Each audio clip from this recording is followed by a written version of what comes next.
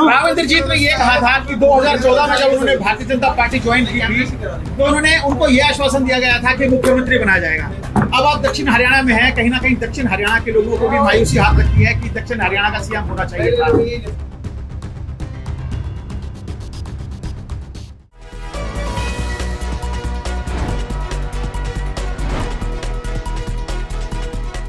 दोस्तों नमस्कार, मैं संजय मग्गू और मौजूद हैं देश रोजाना के डिजिटल मीडिया प्लेटफॉर्म पर। आपके साथ चर्चा में हूं हरियाणा की राजनीति को लेकर, और हरियाणा की राजनीति में आपसे बात करूंगा खासकर अहिरवाल की राजनीति को लेकर।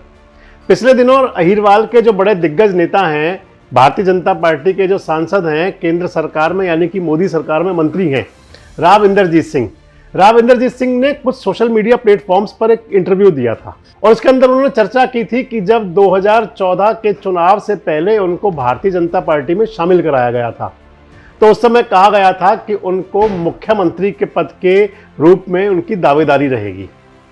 हालांकि उनको चुनाव के अंदर टिकट तो सांसद का मिला था, लोकसभा का चुनाव लड़ा था 2014 में भी, और 2014 में लोकसभा का चुनाव लड़कर मोदी सरकार में वो राज्य मंत्री बन गए थे स्वतंत्र प्रभार के।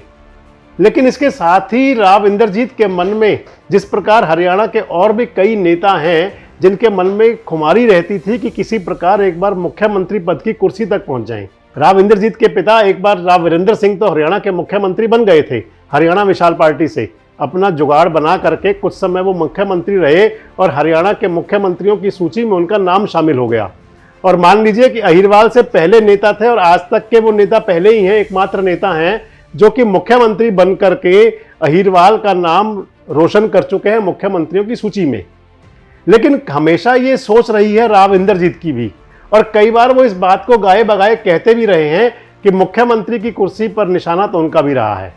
और जो मैंने आपको बताया कि कुछ सोशल मीडिया प्लेटफॉर्म्स पर उन्होंने अपना इंटरव्यू दिया था, उसके अंदर उन्होंने अपनी सारी बातें बड़े विस्तार से की थी, चाहे वो आरती राव की टिकट को लेकर के हो, चाहे अपने पद को लेकर के हो, चाहे मनेठी के एम्स के लेकर हो, चाहे उनके मुख्यमंत्री मनोहर लाल के साथ जो कभी कभार मनमुटाव की बातें सामने आती है उन्हें लेकर के हो।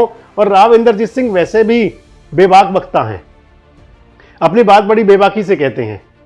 और राव इंद्रजीत वो नेता हैं कि जिनके मन में क्या चल रहा है उसको समझ पाना भी बड़ा आसान नहीं हुआ करता।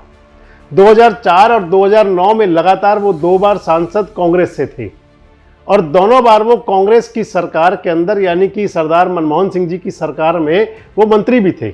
जिस प्रकार का मंत्रालय उनके पास आज भारतीय जनता पार्टी में है, कुछ ऐसा ही मंत्रालय उनके पास कांग्रेस में भी हुआ करता था। लेकिन वहां पर उनकी पूर्व मुख्यमंत्री भूपेंद्र सिंह हुड्डा से नहीं बनती थी, और जब उनकी पूर्व मुख्यमंत्री भूपेंद्र सिंह हुड्डा से नहीं बनती थी तो इन्हीं सबको लेकर के वो मौका आ गया था जब उन्होंने कांग्रेस छोड़ दी थी। हालांकि कांग्रेस छोड़ने से पहले उन्होंने हरियाणा इंसाफ मंच के नाम से अपना एक मंच बना लिया था। उस मंच के माध्यम से वो अपनी तमाम प्रकार की गतिविधियां किया करते थे, तमाम प्रकार की उनकी छोटी बड़ी सभाएं हुआ करती थी। और दक्षिण हरियाणा को इकट्ठा करने के लिए, जिसके अंदर न केवल महेंद्रगढ़, नारनौल, रेवाड़ी, बल्कि फरीदाबाद और गुरुग्राम जिले की ये सीटें जो दक्षिण हरियाणा के अंदर लगती हैं, वहां पर उन्होंने अपना खूब प्रचार प्रसार भी किया था। आरती राव और राव इंद्रजीत सिंह दोनों अलग अलग प्रकार से सभाएं किया करते थे, लोगों के बीच जाया करते थे, चाय पार्टी से लेकर के और बड़ी सभाएं सब कुछ हुआ करता था।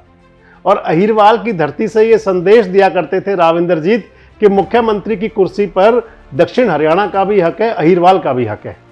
और बताते हैं कि इसी सोच के साथ में कहीं ना कहीं राव इंद्रजीत की सोच जरूर रही थी कि जो काम कांग्रेस में नहीं हो पाया शायद वो भाजपा में हो जाए।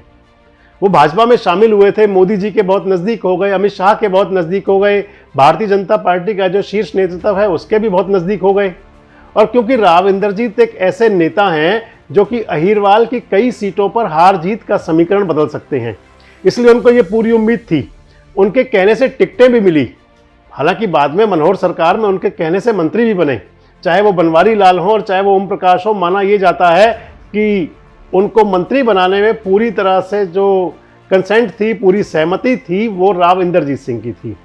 और अगर राव इंद्रजीत सिंह सहमत नहीं थे तो फिर राव अभय सिंह 2019 की सरकार में भी मंत्री नहीं बन पाए। लेकिन राव इंद्रजीत के मन में कहीं हमेशा एक टीस रही है, इस बात को कह सकते हैं कि जो मुख्यमंत्री पद पाने की, मुख्यमंत्री की कुर्सी पर बैठने की उनकी हसरत थी, वो कहीं अधूरी रह गई। और जब सोशल मीडिया के साथ उन्होंने जब अपने इंटरव्यूज़ किए, सोशल मीडिया पर लोगों से बातचीत की, तो उनके अंदर उन्होंने कहा भी सही कि भाई मुख्यमंत्री पद की कुर्सी के लिए वो एक सूटेबल कैंडिडेट थे। उनको लगता था कि मुख्यमंत्री पद पर उनकी जो दावेदारी है उसको भारतीय जनता पार्टी गंभीरता से भी लेगी, लेकिन उस समय वो सब हो ना सका। अब राव इंदरजीत सिंह की दूसरी पीड़ा ये है कि उनकी बेटी जो आरती राव है, जिसके लिए वो टिकट की मांग करते रहे 2014 के चुनाव में भी और 2019 के चुनाव में भी। 2014 के चुनाव में उनको टिकट मिला नहीं रेवाड़ी से, रणधीर सिंह कापड़ीवास को मिल गया, कापड़ीवास चुनाव जीत गए वहां से। हालांकि बताते हैं उसके अंदर भी सहमति थी राव साहब की। और 2019 के चुनाव में भी उन्होंने आरती को टिकट दिलाने के लिए, अपनी बेटी को टिकट दिलाने के लिए, जो इकलौती बेटी है उनकी, पूरी वकालत की। पूरा उन्होंने जो भारतीय जनता पार्टी के बड़े नेता हैं, शीर्ष नेतृत्व हैं, उन तक अपनी बात भी पहुंचाई कि आरती को टिकट दिया जाए। लेकिन जब आरती को टिकट नहीं दिया तो फिर अपने एक समर्थक सुनील मूसेपुर को टिकट दिलाया। हालांकि सुनील चुनाव हार गए। लोग ये भी बताते हैं कि उसके अंदर क्योंकि राव इंदरजीत सिंह ने पूरे मन से काम नहीं किया था, इसलिए सुनील वो 2019 का चुनाव नहीं जीत पाए थे। और कुछ लोग ये भी कहते हैं कि राव इंदरजीत के मन में ये था कि अगर किसी और को जिता दिया तो फिर शायद आरती की दावेदारी कमजोर ना कर पाए। अब क्योंकि आरती राव अब फिर तैयारी कर रही हैं और राव इंदरजीत सिंह भी कह चुके हैं कि आरती राव की तैयारी आगे के लिए करा रहे हैं वो। और अब तो कहीं ना कहीं कुछ इस प्रकार की बातें भी हैं कि इस चुनाव के अंदर, यानी कि 2024 में अगर आरती राव को भारतीय जनता पार्टी ने टिकट नहीं दिया तो फिर वो आरती राव को कहीं और से या फिर निर्दलीय भी चुनाव लड़वा सकते हैं। यानी कि अगर आरती राव की टिकट पर दावेदारी को भारतीय जनता पार्टी के शीर्ष और प्रदेश नेतृत्व ने नहीं माना तो फिर संभवतः आरती राव किसी और टिकट पर या निर्दलीय भी चुनाव मैदान में हो सकती हैं। और दूसरा कि जो राव इंदरजीत सिंह जो हमेशा कहते रहे कि मुख्यमंत्री पद पर उनकी दावेदारी थी, आगे क्या माहौल है? क्योंकि नायब सिंह तो इस बात को, इस सवाल को हंसी में टाल गए कि राव इंदरजीत सिंह मुख्यमंत्री मटेरियल हो सकते हैं। जब वो पिछले दिनों गुरुग्राम प्रवास पर थे नायब सिंह सैनी, और उनसे कुछ खबर नवीसों ने पूछ लिया कि अहीरवाल से राव इंदरजीत सिंह अपनी दावेदारी की बात करते हैं, तो पूरा सवाल सुनने के बाद बिना कोई जवाब दिए मुस्कुराते हुए नायब सिंह सैनी चले गए। उनकी मुस्कुराहट भी कोई जवाब दे रही थी। अब राव इंदरजीत सिंह इन सबको लेकर के क्या फैसला करेंगे? आगे बढ़ने से पहले आप देखिए कि किस प्रकार का जवाब था नायब सिंह सैनी का। राव इंदरजीत ने ये कहा था कि 2014 में जब उन्होंने भारतीय जनता पार्टी ज्वाइन की थी तो उनको ये आश्वासन दिया गया था कि मुख्यमंत्री बनाया जाएगा। अब आप दक्षिण हरियाणा में हैं, कहीं ना कहीं दक्षिण हरियाणा के लोगों को भी मायूसी हाथ लगती है कि दक्षिण हरियाणा का सीएम होना चाहिए था। अब जब हमारी हरियाणा ने राव इंदरजीत ने जवाब दिया तो उन्होंने ये कहा कि 2019 में भी इस तरह का आश्वासन दिया था। क्या कहेंगे सर? तो जब भारतीय जनता पार्टी के प्रदेश अध्यक्ष राव इंदरजीत सिंह की मुख्यमंत्री पद की दावेदारी को यूं हंसी में उड़ा देते हैं, तो फिर राव इंदरजीत क्या आने वाले समय में कोई और फैसला भी ले सकते हैं? भारतीय जनता पार्टी के कुछ सूत्र ऐसा भी कहते हैं कि क्योंकि राव इंदरजीत सिंह और मुख्यमंत्री मनोहर लाल की बनती नहीं है, ऐसे में जो लगातार वहां से सांसद बनते चले आ रहे हैं, क्या उनको अगली बार टिकट देने के लिए भी भारतीय जनता पार्टी कुछ सोच विचार कर सकती है?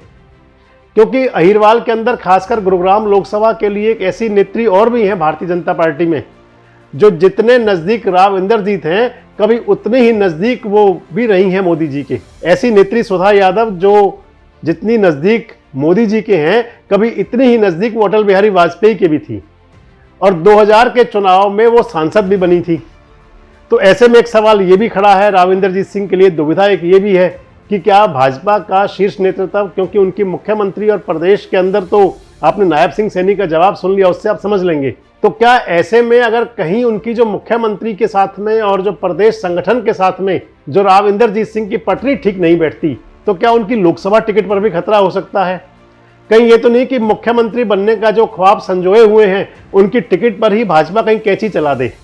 ये बहुत सारे सवाल हैं, और जिन सवालों को हम कर रहे हैं, आप ये मान के चलिए क्योंकि जो बड़े नेता हैं वो उन सवालों पर पहले से ही मंथन किया करते हैं। तो आपको क्या लगता है कि क्या कभी राव इंदरजीत सिंह की मुख्यमंत्री बनने की हसरत पूरी हो पाएगी? और कहीं ऐसा तो नहीं कि 2024 के अंदर जो राव इंदरजीत सिंह का प्रदेश नेतृत्व, प्रदेश संगठन के साथ जो थोड़ा बहुत टसल रही है, कहीं उनको अपनी टिकट के भी वांदे ना पड़ जाएं? आपको क्या लगता है? कमेंट्स बॉक्स में आकर अपनी प्रतिक्रिया जरूर दें, और इस प्रकार के वीडियोस के लिए हमारे साथ जुड़े रहें, देखते रहें देश रोजाना।